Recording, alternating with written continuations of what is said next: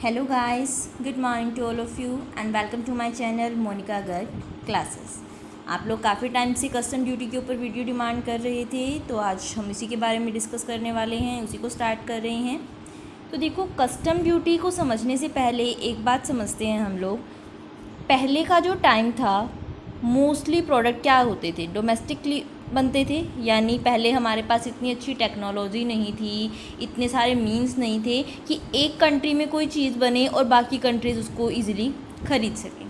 धीरे धीरे करके ये चीज़ बढ़ी है, पहले सी के रास्ते से, फिर एयर के रास्ते से। अब तो अगर देखा जाए तो पूरी इकनॉमी ग्लोबल हो गई है, यानी ग्लोबलाइजेशन हो गया है। एक कंट्री कोई प्रोडक्ट बनाती है और बाकी जितनी भी कंट्रीज़ हैं उसको ईज़िली परचेज़ कर सकती हैं। अगर हम किसी कंट्री से कुछ परचेज़ करते हैं, यानी अगर हम इंडिया है, वो बाहर की किसी कंट्री से कुछ भी परचेज़ करेगा तो वो क्या होगा, इम्पोर्ट होगा।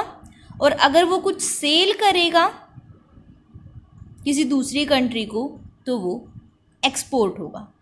और जो ये हमारी कस्टम ड्यूटी है वो इसी एक्सपोर्ट और इंपोर्ट से जुड़ी हुई। क्या कहा हमने, ग्लोबलाइजेशन की वजह से कस्टम ड्यूटी की कंसेप्ट आई है। क्यों? क्योंकि अब क्या है, एक देखो, एक बात समझो, कोई भी प्रोडक्ट है, से ए प्रोडक्ट है, उसको आपकी कंट्री भी बना रही है, इंडिया भी बना रही है, से यूके भी बना रहा है। अब उस प्रोडक्ट को आप यूके से इंडिया में लेके आओगे, ठीक है। मान लो इंडिया वालों को उस प्रोडक्ट को बनाने में 100 रुपये का खर्चा हो रहा है, कॉस्ट 100 आ रही है। यूके वालों को उसका खर्चा 80 रुपये हो रहा है।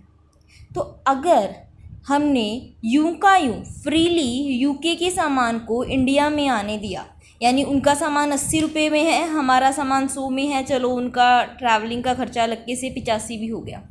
तो अब वो क्या कर सकते हैं, हमें अगर 10 रुपये का प्रॉफिट कमाना है तो 110 में बेचना पड़ेगा, और वो 15 रुपये का प्रॉफिट कमा के भी हमसे कम में बेच सकते हैं। तो किसका प्रोडक्ट बिकेगा, बाहर वालों का बिकेगा, हमारा प्रोडक्ट नहीं बिकेगा। नो डाउट ग्लोबलाइजेशन से कंट्रीज़ को फ़ायदा है कि वो एक पर्टिकुलर चीज़ में, जिसमें वो एक्सपर्ट हैं किसी भी ट्रेड में, उसके थ्रू वो दूसरी कंट्रीज़ में एंटर कर सकते हैं, अपने रिसोर्सेज को बहुत अच्छे से यूटिलाइज़ कर सकते हैं। यानी इंडिया ही मान लो अगर अपना प्रोडक्ट बनाता है, किसी चीज़ में वो स्पेशलाइज है, तो वो क्या कर सकता है, उस प्रोडक्ट को बनाकर इंडिया में भी बेचेगा, बाहर भी बेचेगा, अपने रिसोर्सेज भी अच्छे से यूज़ होंगे और इनकम भी होगी। लेकिन अगर फ्रीली ये एंट्री हो गई तो इससे क्या होगा, इंपोर्ट की फ्रीली एंट्री से हमारी डोमेस्टिक इंडस्ट्री को लॉस होगा। डोमेस्टिक इंडस्ट्री तो इनसे कम्पीट ही नहीं कर पाएगी। दूसरी तरफ अगर हम एक्सपोर्ट के बारे में सोचने लग जाएं तो एक्सपोर्ट पे हम ड्यूटी ना लगाएं, देखा जाए एक्सपोर्ट में तो हमारा ही फ़ायदा है, हम बाहर भेज रहे हैं कोई भी सामान, तो उसमें अगर हम ड्यूटी ना लगाएं तो इससे क्या होगा कि मान लो कोई नेचुरल रिसोर्स है, बाहर वालों के पास नहीं है, हमारे पास है, तो यहाँ वाले के ऊपर कोई वो नहीं है, उन्हें लग रहा है कि यहाँ पर 100 रुपये में बिकेगा, बाहर वो 120 में बिकेगा, तो वो उसको एक्सपोर्ट करते रहेंगे तो हमारे नेचुरल रिसोर्सेज तो ख़त्म हो जाएंगे। तो हमारे नेचुरल रिसोर्सेज को प्रोटेक्ट करने के लिए एक्सपोर्ट पर भी ज़रूरी था। यानी देखो, ग्लोबलाइजेशन ज़रूरी है, लेकिन हमारे नेचुरल रिसोर्सेज को प्रोटेक्ट करने के लिए और हमारी डोमेस्टिक इंडस्ट्री को प्रोटेक्ट करने के लिए, इसके साथ साथ हमारी फॉरेन रिजर्व को सेव करने के लिए, इंपोर्ट करते हैं हम तो हमें फॉरेन करेंसी पे पेमेंट करनी पड़ती है, हमारी फॉरेन एक्सचेंज आती है। देखो, वैसे इसके बेनिफिट्स जो हैं वो हम फर्दर ऑन डिटेल में डिस्कस करेंगे, बट अभी के लिए इन सारी चीज़ों की वजह से हमें ज़रूरत पड़ी कि क्या किया जाए, जो आपका फॉरेन ट्रेड है, जो आपका इंटरनेशनल ट्रेड है, उसको रेगुलेट किया जाए। यानी एक्सपोर्ट और इंपोर्ट को हम फ्री नहीं छोड़ सकते थे, ये नहीं सोच सकते थे कि बिल्कुल फ्री कर दो, कोई किसी का मन करे इंडिया से बाहर सामान भेजे, किसी का मन करे इंडिया में मंगवा ले, आप उसके ऊपर कुछ भी नहीं बोलोगे, ना कोई ड्यूटी लगाओगे, ना कोई टैक्स लगाओगे, यानी कुछ भी नहीं करोगे, तो इससे क्या होगा, बहुत सारे नुकसान हो जाएंगे, नेचुरल रिसोर्सेज ख़त्म हो जाएंगे, हमारे जो डोमेस्टिक इंडस्ट्री है वो उनको लॉस होगा। यानी बहुत सारी चीज़ें हैं जो एक कंट्री को सोचनी पड़ती है, वो ऐसे ही फ्री ट्रेड ऑफर नहीं कर सकती थी। इन्हीं चीज़ों को देखते हुए हमारी कस्टम ड्यूटी आई है। यानी कस्टम ड्यूटी क्या करती है, रूल्स बनाती है, रेगुलेशंस बनाती है कि कोई भी सामान इंडिया से बाहर जाएगा या कोई भी सामान इंडिया के अंदर आएगा तो उस पर्टिकुलर प्रोडक्ट के ऊपर किस टाइप से डील किया जाएगा, क्या क्या रेगुलेशंस उसे पूरे करने पड़ेंगे, कितना टैरिफ उसके ऊपर लगाया जाएगा, तभी इंटरनेशनल ट्रेड एक कंट्री को बेनिफिट दे सकता है। ये तो रही कुछ बेसिक सी बात समझने के लिए कि कस्टम ड्यूटी होती क्या है। बेसिकली अब हम बात करेंगे इंडिया के कंटेक्स्ट में कस्टम ड्यूटी के बारे में। Custom duty in context of India. अभी इसका अच्छे से मीनिंग भी समझेंगे हम। थोड़ा सा पहले इधर उधर की बातें समझ लेते हैं ताकि जब मीनिंग पे आए तो कोई भी चीज़ ऐसी ना रही जो आपके माइंड में क्वेश्चन रेज करे। तो देखो, जो कस्टम ड्यूटी है वो एक इनडायरेक्ट टैक्स है। इस बात को हमने पहले डिस्कस किया है। टैक्सेस 2 टाइप्स के होते हैं, एक डायरेक्ट टैक्स होता है, एक इनडायरेक्ट। जो डायरेक्ट जो पे करता है उसी के ऊपर जिसका बर्डन पड़ता है वो डायरेक्ट होता है, जाके हम इनकम टैक्स देते हैं उसी पर्सन से लिया जाता है जिसके ऊपर इसका बर्डन पड़ना होता है। जबकि इनडायरेक्ट टैक्स क्या होता है कि पे कोई और करता है और अल्टीमेट बर्डन उसका कोई और बियर करता है। यानी जैसे जो सेल्स टैक्स होता है कि मैन्युफैक्चरर होलसेलर से लेता है, होलसेलर रीसेलर से लेता है, रीसेलर कस्टमर से लेता है। यानी जो आपका कस्टम ड्यूटी है वो भी एक इनडायरेक्ट टैक्स है। अल्टीमेटली इसका बर्डन तो कस्टमर पर ही जाना होता है, बट इसको पे करते हैं दूसरे पार्टीज। यानी जो बाहर से इंपोर्ट करेगा वो पे करेगा, फिर अंदर इंडिया में आके बिकेगा तो वो क्या करेंगे, बाई चांस आपका कोई सामान, जैसे हमने माना था कि यूके से 80 में आया, अब उसके ऊपर से 20 रुपये की कस्टम ड्यूटी लग गई तो वो 100 का हो जाएगा। अब कस्टम ड्यूटी देनी तो किसे पड़ी होगी, जिसने सामान इंपोर्ट किया, लेकिन जो इंपोर्ट करने वाला है वो क्या करेगा, आगे जब बेचेगा तो सीधा कि मेरा को 100 में पड़ा हुआ है, फिर उसमें अपना प्रॉफिट ऐड करके बेचेगा। यानी वो अल्टीमेट कस्टमर से उस चीज़ को रिकवर कर लेगा। आपकी कस्टम ड्यूटी की इनडायरेक्ट टैक्स है। जीएसटी में ऑलमोस्ट सारे इनडायरेक्ट टैक्सेस को जीएसटी में मर्ज कर दिया गया है। यानी सबने मिलके जीएसटी को बनाया, वो सारे अब जीएसटी ने रिप्लेस कर दिए। लेकिन कस्टम ड्यूटी अभी भी प्रेजेंट है।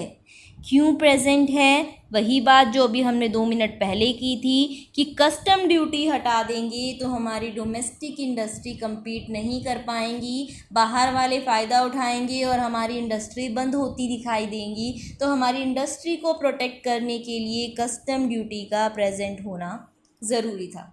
जब एक बार हमने स्टार्ट किया था जीएसटी को, तब भी हमने इसका थोड़ा सा एग्जाम्पल के थ्रू बात की थी कि आईफोन जैसे फ़ॉरेन में सस्ते मिलते हैं, अगर ड्यूटी ना लगाई जाए तो यहाँ पर इंडिया के आईफोन जो इंडिया में मैन्युफैक्चर होते हैं वो बिकेंगे ही नहीं, क्योंकि वहाँ से इतने सस्ते आएंगे तो उसके ऊपर ड्यूटी लगी नहीं, तो वो यहाँ पर आकर सस्ते में बेचेंगे तो हमारे इंडिया की जो फ़ोन्स हैं वो नहीं चल पाएंगे।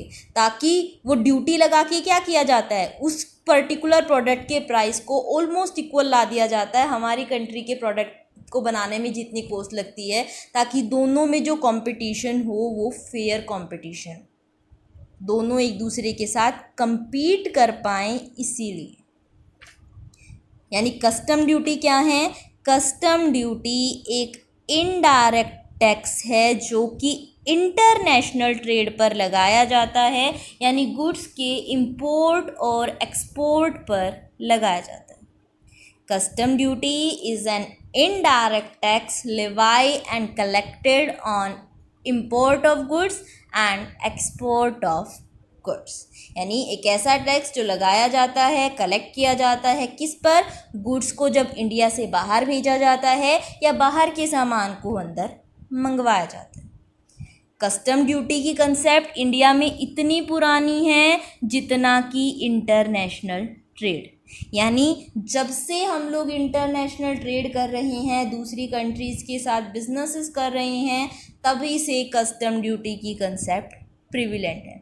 No doubt time to time इसमें चेंजेस होते आए हैं। पहले हमारा सी कस्टम एक्ट था, यानी मोस्टली जो सेल होती थी गुड्स की, परचेज़ होती थी, यानी जो इंटरनेशनल ट्रेड होता था हमारा वो सी के रास्ते से होता था, यानी उस टाइम तक एयरप्लेन्स वगैरह इतने ज़्यादा यूज़ नहीं होते थे। उस टाइम जो हमारा कस्टम एक्ट था उसे बोला जाता था सी कस्टम एक्ट 1878।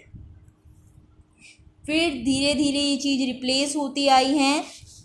जो प्राइमरी एक्ट है जो हम यूज़ कर रहे हैं कस्टम ड्यूटी से रिलेटेड वो है आपका कस्टम एक्ट 1962। ये वो एक्ट है जो मेन चीज़ें बताता है कि कस्टम ड्यूटी होगी क्या, कैसे लगाई जाएगी, यानी कस्टम एक्ट ये मेन एक्ट है, प्राइमरी एक्ट है जो आज भी यूज़ होता है रिलेटेड टू कस्टम ड्यूटी। ये जो एक्ट है मेनली इसका फोकस किस चीज़ पे है, फॉरेन एक्सचेंज को प्रिजर्व करने में, रेगुलेशंस बनाने में, यानी कि उस टाइप से प्रोडक्ट को लाया जाएगा, ले जाया जाएगा, यानी बेसिक सारे रूल्स आपके यहाँ पर लिखे गए हैं। दूसरा एक्ट जो हमारा फॉलो होता है वो है हमारा custom act, custom tariff act 1975। ये जो एक्ट है देखो ये तो मेनली बताता है कस्टम ड्यूटी के बारे में, और जो ये पर्टिकुलर एक्ट है ये बताता है रेट्स के बारे में कि पर्टिकुलर गुड्स जब आएंगी इंडिया में या इंडिया से बाहर ले जाई जाएंगी तो उनके ऊपर किस रेट से कस्टम ड्यूटी लगाई जाएगी। यानी अभी तक हमने क्या समझा कि कस्टम ड्यूटी किस लिए लगाई जाती है। कस्टम ड्यूटी लगाई जाती है इंपोर्ट और एक्सपोर्ट पर, ताकि फ़ॉरेन एक्सचेंज को प्रिजर्व किया जा सके, इनकम हो सके। देखो कस्टम ड्यूटी अगर हमारी इंडिया कलेक्ट करती है यूके से आए हुए सामान पर तो इंडिया को रिवेन्यू होती है, तो इंडिया को रिवेन्यू मिलती है, यानी किसी भी कंट्री को रिवेन्यू मिलती है। फॉरेन एक्सचेंज प्रोटेक्टेड रहती है, यानी इंपोर्ट पर कहीं ना कहीं रेस्ट्रिक्शंस लग जाती हैं। नेचुरल रिसोर्सेज हमारे डिप्लीट नहीं होते हैं। अगर हम किसी प्रोडक्ट को बाहर से आने से रोकना चाहते हैं तो भी कस्टम ड्यूटी वर्क करती है, यानी उस पर इतनी ज़्यादा कस्टम ड्यूटी लगा देते हैं। अगर मान लो कोई प्रोडक्ट हम चाहते हैं कि बाहर से आए ही ना, तो गवर्नमेंट उसके ऊपर इतनी कस्टम ड्यूटी लगा देगी कि वो पर्टिकुलर जो कंट्री है वो यहाँ पर उस प्रोडक्ट को लाने के बारे में सोचेगी ही नहीं, क्योंकि उसे ये दिखेगा कि अगर वो यहाँ पर लेके आएगी तो उस पर इतनी कस्टम ड्यूटी लग जाएगी कि इतना महंगा उसका प्रोडक्ट हो जाएगा, यहाँ आकर बिकेगा ही। इसी तरह अगर कंट्री चाहती है कि कोई प्रोडक्ट एक्सपोर्ट ना हो तो वो उस पर ड्यूटी बढ़ा देगी। अगर वो चाहती है एक्सपोर्ट हो तो वो क्या कर देगी, ड्यूटी कम कर देगी। ऐसे ही इंपोर्ट चाहती है तो ड्यूटी कम कर देगी। यानी बेसिकली कस्टम ड्यूटी एक ऐसी ड्यूटी है जो लिवाई की जाती है इंटरनेशनल ट्रेड को रेगुलेट करने के लिए। देखो इसका मीनिंग अब क्या बना फाइनली हमारा, custom duty is a duty levied and collected by central government ही लेती है, कभी भी स्टेट का इसमें कोई हिस्सा नहीं होता, यानी जितनी भी रिवेन्यू होती है वो सारी सेंट्रल गवर्नमेंट की होती है। Custom duty is a duty levied and collected by central government on export and imports of goods।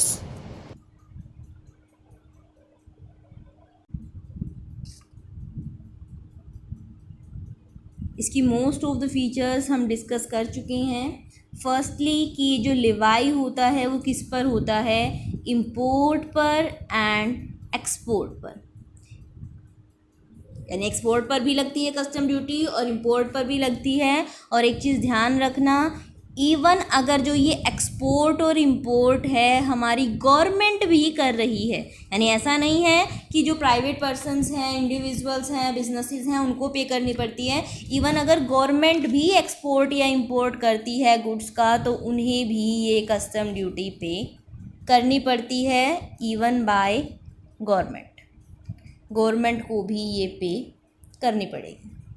दूसरा, it also levied on baggage of person, baggage of person यानी ऐसा नहीं है कि आप सिर्फ ये कहो कि एक्सपोर्ट इंपोर्ट पे नॉर्मली ऐसे लगती है कि आप कार्गो वगैरह भेज रहे हो, बाहर सामान ऐसे भेज रहे हो। इवन अगर आप कोई सामान लेके आते हो बाहर से, बैगेज लेके आते हो, तो उसके ऊपर भी ये लगाई जाती है। ये जो बैगेज है आगे हम डिस्कस करेंगे, अलग अलग मीनिंग्स इनके बारे में सारे। बट बैगेज का मतलब यहाँ पर नॉर्मल अगर आप कोई बैगेज खुद आ रही हो किसी दूसरी कंट्री से लेके आते हो वो भी इंक्लूडेड है। और यहाँ पर अनएकम्पनीड बैगेज यानी कई बार हम कहते हैं ना किसी के लिए फ़ॉरेन में सामान भेज देते हैं या फ़ॉरेन से मंगवा लेते हैं, हम लोग साथ में नहीं होते हैं, हम सीधा भेजने वालों को दे देते हैं कि वो हमारे बिहाफ पर उस सामान को हमारे रिलेटिव्स तक जिसको भी हमें भेजना है उसको भेज देते हैं, तो वो भी यहाँ पर इंक्लूडेड है। यानी कोई भी सामान जब एक कंट्री से दूसरी में जाता है तो उसके ऊपर भी ये कस्टम ड्यूटी लगाई जाती है। Levied and collected by central government यानी इसको लगाना भी और कलेक्ट करना भी दोनों ही काम सेंट्रल गवर्नमेंट के होते हैं। स्टेट गवर्नमेंट का इसमें कोई भी पार्टीशन नहीं होता।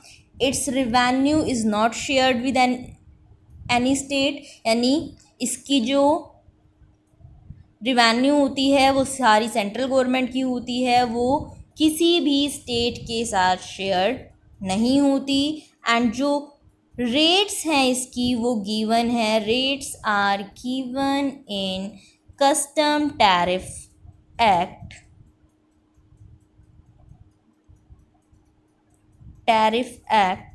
1975। इसका प्राइमरी एक्ट है कस्टम एक्ट 1962 और रेट्स गिवन है custom tariff act 1975। I hope आपको बेसिक मीनिंग क्लियर हुआ होगा कि एक्चुअल में आपकी जो कस्टम ड्यूटी है वो क्या है, क्यों लगाई जाती है और क्यों इसकी ज़रूरत है, यानी क्या क्या पर्पसेस वो सर्व करती है। नो डाउट अभी हम पर्पसेस वगैरह सब डिटेल में आगे डिस्कस करने वाले हैं, बट बेसिकली इतना समझना ज़रूरी है कि custom duty mainly international trade को प्रोटेक्ट करने के लिए, प्रॉपर्टी रेगुलेट करने के लिए, गवर्नमेंट की पॉलिसीज़ के अकॉर्डिंग चलने के लिए, अपने अकॉर्डिंग प्राइसिंग करने के लिए यूज़ की जाती है। नेक्स्ट टॉपिक है हमारा, इसी चीज़ से रिलेटेड छोटी छोटी चीज़ों को डिस्कस कर रहे हैं। Constitutional authority for लेवाई of custom duty यानी मेन अथॉरिटी कौन है जिसके पास पावर है, अथॉरिटी है, यानी हमारा जो कॉन्स्टिट्यूशन है उसने किसको पावर दी है कि वो कस्टम ड्यूटी लगा सकती है। तो देखो जैसे अभी हमने कहा था सेंट्रल गवर्नमेंट के पास ही ये सारी पावर है, यानी सेंट्रल गवर्नमेंट के पास ही पावर है। और सेंट्रल गवर्नमेंट को पावर मिली कहाँ से है, जो सेंट्रल गवर्नमेंट है वो एम्पावर्ड है, यानी उसको ये पावर दी गई है। कैसे, entry 83 of union list of 7th schedule of constitution यानी हमारे संविधान के, हमारे इंडिया के कॉन्स्टिट्यूशन के 7th शेड्यूल की यूनियन लिस्ट जो बनी हुई है उसकी एंट्री 83 के अंडर ये लिखा गया है कि कस्टम ड्यूटी से रिलेटेड जितने भी पावर्स होंगी वो सारी की सारी सेंट्रल गवर्नमेंट के पास होंगी। नेक्स्ट है आपकी body of custom law. Body of custom law का क्या मतलब है, यानी जो हमारा प्रॉपर पूरी कस्टम ड्यूटी है, पूरा कस्टम लॉ है, उसके अंदर क्या क्या चीज़ें आ जाती हैं, यानी किन किन चीज़ों को मिलाकर ये आपका कस्टम लॉ बना हुआ है। तो देखो हम इसके अंदर क्या क्या डिस्कस करेंगे। पहले हम बात करेंगे कि कस्टम एक्ट 1962 क्या है, यानी देखो हमारा जो कस्टम लॉ है पूरा वो किस किस चीज़ों से मिलके बना है। Custom act 1962, custom tariff act 1975, thirdly rules, fourth regulations, and fifth circulars and notifications। Circulars and notification, ये पांचों चीज़ मिलके कस्टम लॉ के नाम से जानी जाती है।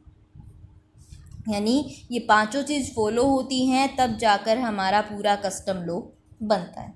एक एक करके इन पांचों को थोड़ा थोड़ा डिस्कस करेंगे ब्रीफ में, बहुत ज़्यादा डिटेल में अभी हम नहीं जाएंगे, धीरे धीरे करके सारी चीज़ें समझेंगे, कोई इतनी जल्दी नहीं है हमें। तो देखो जो आपका ये कस्टम एक्ट 1962 है, ये इनेक्ट किया था हमारी पार्लियामेंट ने ऑन 13 दिसंबर 1962 को। और ये जो एक्ट है ये प्रेसिडेंट की असेंट के साथ, परमिशन के साथ बनाया गया था। देखो ये एक ऑब्वियस चीज़ है, कोई भी पर्टिकुलर चीज़ जो हम सोचते हैं, यानी कोई भी प्रॉब्लम हम इनकाउंटर करते हैं, तो उस प्रॉब्लम को सॉल्व करने के लिए हम लोग क्या करते हैं।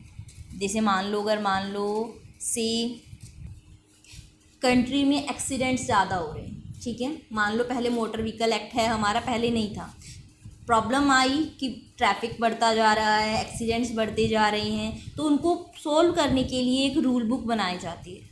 यानी कोई भी चीज़ सीधा एक्ट नहीं बनता, पहले एक रूल बुक बनाई जाती है। वो जो रूल बुक होती है वो हमारी राज्यसभा, विधानसभा, यानी हमारे जो हाउसेज हैं उनके थ्रू पास होती है, पार्लियामेंट उसे पास करती है, प्रेसिडेंट की परमिशन मिलती है, तब जाकर वो एक्ट बन पाती है। तो कस्टम एक्ट 1962 पार्लियामेंट ने प्रेसिडेंट की असेंट के साथ 13 दिसंबर 1962 को इनेक्ट किया था। यानी उस दिन इसको सारी परमिशन मिलके ये एक्ट बना था, और जो ये फोर्स में आया था वो आया था 1 फरवरी 1963 को। यानी बन तो गया था ये 13 दिसंबर 1962 को, इसीलिए ये 1962 एक्ट है, लेकिन जो इसका यूज़ होने लगा, जब ये एक्टिव हुआ, वो हुआ था 1 फरवरी 1963 को, और ये पूरे होल इंडिया में एप्लीकेबल है।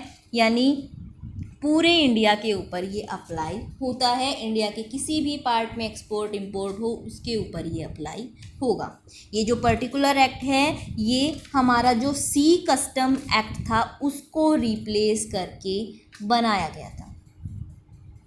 रिप्लेस्ड सी कस्टम एक्ट 1878। जो ये एक्ट है वो करता क्या है, जैसे हमने भी थोड़ी देर पहले बात की थी, ये क्या बताता है, ये प्रोविज़न्स बताता है। इट कंटेन प्रोविज़न्स किस किस चीज़ों से रिलेटेड, कि जब किसी गुड्स को इंपोर्ट किया जाएगा तब कौन से प्रोविज़न अप्लाई होंगे। Provisions related to import of goods, export of goods,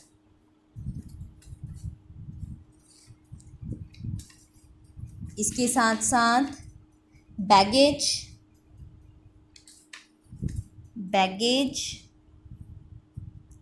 of person arriving in India, यानी कोई भी पर्सन इंडिया में बैगेज लेके आता है तो उसके ऊपर। इसके साथ साथ prohibition of import and export, यानी कौन सी गुड्स को इंपोर्ट नहीं किया जाएगा, कौन सी गुड्स को एक्सपोर्ट नहीं किया जाएगा, प्रोहिबिशन ऑफ एक्सपोर्टेशन। अगर कोई एक्ट के अगेंस्ट जाकर काम करता है तो क्या ऑफेंस, कौन से ऑफेंस, कौन कौन सी चीज़ें यानी एक्ट के बाहर मानी जाएंगी, कौन कौन से ऑफेंस माने जाएंगे, और कौन कौन ये ऑफेंस करेगा तो उनके ऊपर क्या क्या पेनल्टीज़ लगाई जाएंगी, ये सारे प्रोविज़न्स इस एक्ट में मेंशन है। यानी कस्टम एक्ट 1962 जो 1 फरवरी 1963 को फोर्स में आया था, उसमें प्रोविज़न्स लिखे हुए हैं कि कैसे एक्सपोर्ट होगा, कैसे इंपोर्ट होगा, कोई भी पर्सन सामान लेके आएगा तो वो कैसे डील होगा उसके साथ, कौन सी चीज़ एक्सपोर्ट नहीं होगी, कौन इंपोर्ट नहीं होगी, कौन कौन सी काम करना ऑफेंस माना जाएगा, और ऑफेंसेस करने पर क्या क्या पेनल्टीज़ लगाई जाएंगी। ये सारा आपका कस्टम एक्ट 1962 में लिखा हुआ है। कस्टम लॉ की बॉडी का दूसरा पार्ट है हमारा कस्टम टैरिफ एक्ट 1975। जो ये एक्ट है, जैसा कि हमने पहले बात की थी, ये क्या बताता है, रेट्स के बारे में बताता है। यानी जो ये एक्ट है वो कंटेन करता है वेरियस टाइप ऑफ ड्यूटीज़ जो कि लगाई जाएंगी एक्सपोर्ट पे, levied on export and import of goods. It contains various type of duties. Basically जो ये आपका कस्टम टैरिफ एक्ट 1975 है, इसमें 2 शेड्यूल्स हैं। जो फर्स्ट शेड्यूल है वो बताता है classification and rates of duties for import, यानी जब भी कोई सामान इंडिया में इंपोर्ट किया जाएगा, मंगवाया जाएगा, तो उनके ऊपर क्या रेट लगेंगी, उनके रिगार्डिंग क्लासिफिकेशन करता है, यानी पार्ट्स बनाता है कि ये सारी चीज़ ए पार्ट में आएंगी और इसके ऊपर इतना रेट लगेगा, दूसरी इसमें आएंगी, यानी उनको क्लासिफाई करता है और क्या क्या रेट एप्लीकेबल होंगी उनके बारे में आपका ये फर्स्ट शेड्यूल बताता है। और जो सेकंड शेड्यूल है वो बताता है एक्सपोर्ट के बारे में, यानी जो क्लासिफिकेशन है वो करता है और साथ में रेट्स बताता है कि जब भी कोई सामान एक्सपोर्ट किया जाएगा, इंडिया के बाहर भेजा जाएगा फ्रॉम इंडिया, तो उसके ऊपर क्या रेट एप्लीकेबल होगी। ये है आपका कस्टम टैरिफ एक्ट 1975। तीसरी हमारी बॉडी का पार्ट है रूल्स। देखो, एक्ट अलग होता है, रूल्स अलग होते हैं। बेसिकली रूल बुक ही एक्ट बनती है, लेकिन उस एक्ट के साथ साथ कुछ रूल्स की अलग से भी ज़रूरत पड़ती है, जो कि हमारी सेंट्रल गवर्नमेंट को यहाँ पर पावर है बनाने की। यानी किसी भी एक्ट के साथ अच्छे से चलने के लिए, ताकि हमने जो इस साल अपने प्लान्स बनाए हैं उनको उसके अकॉर्डिंग चलने के लिए डिफरेंट अथॉरिटीज़ को, नॉर्मली एक्ट के कंसर्न में गवर्नमेंट, सेंट्रल गवर्नमेंट को ही होती है कि अगर सेंट्रल लेवल का एक्ट है कि वो क्या कर सकती है, रूल्स भी बनाएगी। लेकिन देखो, कभी भी जो भी रूल्स बनाए जाते हैं वो एक्ट के अगेंस्ट नहीं हो सकते। यानी ऐसा नहीं है कि एक्ट आपको एक काम करने के लिए कह रहा है और रूल बुक आपको उसके अगेंस्ट काम करने के लिए कहेगी, ऐसा कभी नहीं होगा। जो भी रूल्स बनाए जाते हैं हमेशा वो इस तरीके से बनाए जाते हैं कि वो सिर्फ क्या करे, एक्ट को क्लैरिफाई करे, उसकी हेल्प करे काम करने में, उसके अगेंस्ट वो नहीं जा सकते। यानी उसी के कंसर्न में बनाने होते हैं, उसी के साथ कंसिस्टेंट होने चाहिए, ऐसे ही वो रूल्स नहीं बना सकते। तो जो कस्टम ड्यूटी एक्ट है उसके रिगार्डिंग जो रूल्स है वो आपकी सेंट्रल गवर्नमेंट को पावर है कि सेंट्रल गवर्नमेंट सेक्शन 156 उसको पावर देता है कि वो क्या कर सकती है, इस एक्ट के सारे पर्पसेस को फुलफ़िल करने के लिए रूल्स बना सकती है। यानी section 156 of Custom Act empower central government to make rules to carry out the act। यानी एक्ट के पर्पसेस को पूरा करने के लिए सेंट्रल गवर्नमेंट को सेक्शन 156 के अंडर पावर दी गई है कि वो रूल्स बना सकती है। लेकिन ये रूल्स क्या होने चाहिए, कस्टम एक्ट 1962 के साथ कंसिस्टेंट होने चाहिए, यानी उसके अगेंस्ट नहीं जाने चाहिए, कोई भी चीज़ कॉन्ट्राडिक्टरी नहीं होनी चाहिए। और सेंट्रल गवर्नमेंट ये रूल्स बनाती भी आई है टाइम टू टाइम। उन्होंने सेंट्रल गवर्नमेंट ने कस्टम वैल्यूएशन रूल्स बनाए, यानी कस्टम को कैसे वैल्यू किया जाएगा उसके रिगार्डिंग रूल्स बनाए। कस्टम वैल्यूएशन रूल 1988 बनाए।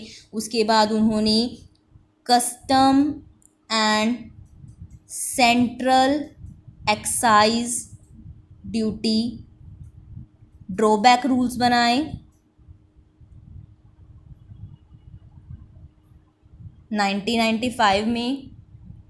यानी डिफरेंट टाइम पर जो जो रूल्स की ज़रूरत पड़ती रही है उस अकॉर्डिंग हमारी गवर्नमेंट बनाती रही है। उन्होंने बैगेज रूल 1998 में बनाए। इसके अलावा उन्होंने कस्टम रूल्स 1996 बनाए। यानी ये बेसिकली अगर आप कोई कंसेशनल रेट पर, कंसेशनल ड्यूटी पर कोई चीज़ क्या करना चाहते हो, इंपोर्ट करना चाहते हो, उसके रिगार्डिंग रूल्स थे इसमें। यानी डिफरेंट रूल्स हैं जो इस एक्ट के ऑब्जेक्टिव को पूरा करने के लिए बनाती आई है time to time central government. वो भी आपकी कस्टम लॉ का पार्ट है। फोर्थ हैं आपके रेगुलेशन। रूल्स आपकी सेंट्रल गवर्नमेंट बनाती है, रेगुलेशंस बनाने का राइट है आपकी central board of excise and custom के पास। यानी जो कस्टम ड्यूटी के लिए, एक्साइज ड्यूटी के लिए बोर्ड बनाया गया है जो प्रॉपर बॉडी बनाई गई है उसको भी पावर है कि वो रेगुलेशंस बना सकती है इस एक्ट के पर्पस से, यानी इस एक्ट को अच्छे से इसके पर्पस को फुलफ़िल करने के लिए, और उसको ये पावर दी गई है अंडर सेक्शन 157, यानी central board of excise and custom is empowered to make regulations to carry out the purpose of this act under section 157। इस एक्ट के पर्पस को पूरा करने के लिए वो बना सकती है, लेकिन जो ये रेगुलेशंस वो बनाएगी वो कंसिस्टेंट होने चाहिए किसके साथ, एक्ट के साथ भी, एज वेल एज रूल्स जो सेंट्रल गवर्नमेंट ने बनाए हैं, मेड बाय सेंट्रल गवर्नमेंट, उनके साथ भी। यानी पहले एक्ट है हमारा कस्टम एक्ट 1962, सबसे मेन ये है, इसके अगेंस्ट कोई नहीं जा सकता। फिर सेंट्रल गवर्नमेंट रूल्स बनाती है, लेकिन इसको ध्यान में रखिए। फिर जो आपका सेंट्रल बोर्ड है एक्साइज एंड कस्टम का, वो रेगुलेशन बनाता है, लेकिन इन दोनों को ध्यान में रखिए कि इनके अगेंस्ट वो नहीं जा सकता। और जो फिफ्थ एंड लास्ट पार्ट है हमारे कस्टम लॉ की बॉडी का, वो है सर्कुलर्स एंड नोटिफिकेशन। किसी भी चीज़ से related time to time notifications आते रहते हैं, सर्कुलर्स घूमते रहते हैं, यानी कोई भी चीज़ चेंज करनी होती है या कोई भी चीज़ कुछ अलग से करना होता है, तो ये पावर भी आपकी central board of excise and custom के पास है, and board of excise and custom के पास, कि वो क्या कर सकती है, वो टाइम टू टाइम इशू कर सकती है कोई भी सर्कुलर, कोई भी इंस्ट्रक्शन, कोई भी डायरेक्शन, किस पर्पस से, इस एक्ट के पर्पस को पूरा करने के लिए, यानी इफ़ेक्टिव इम्प्लीमेंटेशन के लिए इस एक्ट की। अगर उसे लगता है कि इस एक्ट को अच्छे से फुलफ़िल करने के लिए, इसके पर्पस को अच्छे से अचीव करने के लिए ज़रूरी है कोई भी नोटिफिकेशन पास करना, कोई भी रूल बना, डायरेक्शन देना किसी को, तो वो क्या कर सकती है, वो काम कर सकती है।